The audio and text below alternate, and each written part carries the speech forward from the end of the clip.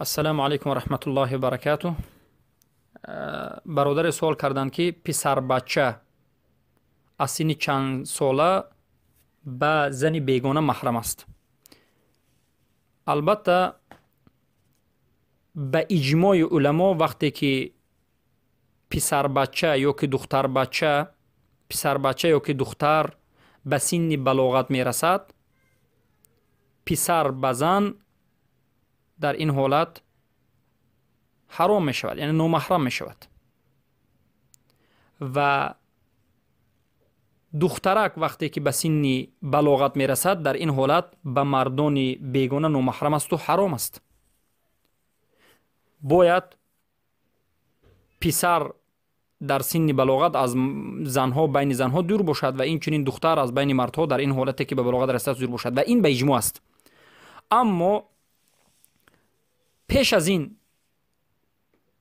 در کدام وقت باید پسر از بین زنها دور بشود یا در کدام حالت پسر به زنها نامحرم می شود؟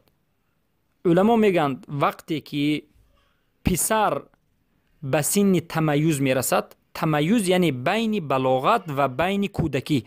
انسان وقتی که تولد می شود تا سن 6 ساله 7 ساله این کودک است. تا سن 6 ساله 7 ساله کودک است. عادتا تا سن 7 ساله کودک است، خیلی که ما مشاهده میکنیم. اما از سن 7 ساله عقلش به کار می‌دارد، شروع میکند. از سن 7 ساله تا شاید تا سن 12 سالگی 13 سالگی این را سن تمیز میگویند، تا سن بلاغت. یعنی بین کودکی و بین بلاغت رسیدن یک 3-4 ساله هست که این را سن تمیز میگند.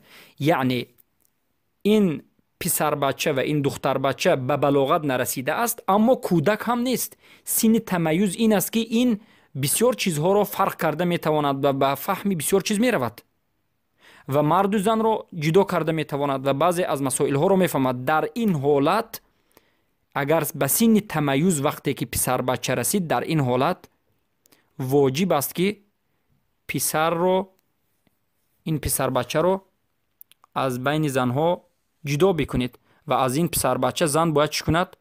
خود رو بپوشد، ستر بکند. نگوید که این به بلاغت حالا نرسیده است، هیچی باکی ندارد. این پسر بچه نامحرم است، به زنهای بیگانه نامحرم می شود، چرا که به سن تمیز رسیده است.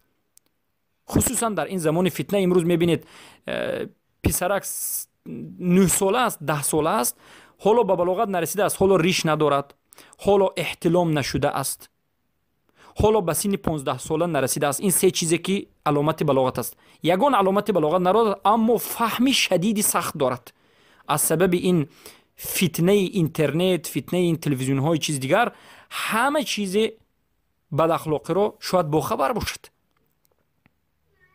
برای همین در این زمان در سن تمیز واجب است که از این پسر بچه ها در بین زن ها انداخته نشین، برحذر باشیم، احتیاط باشیم و بدونید که این پسر بچه ها که در سن تمیز است اینها نامحرم است.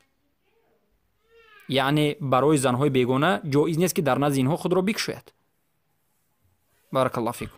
و این حکم این چنین در حق دخترک هم هست. بارک الله فیکم.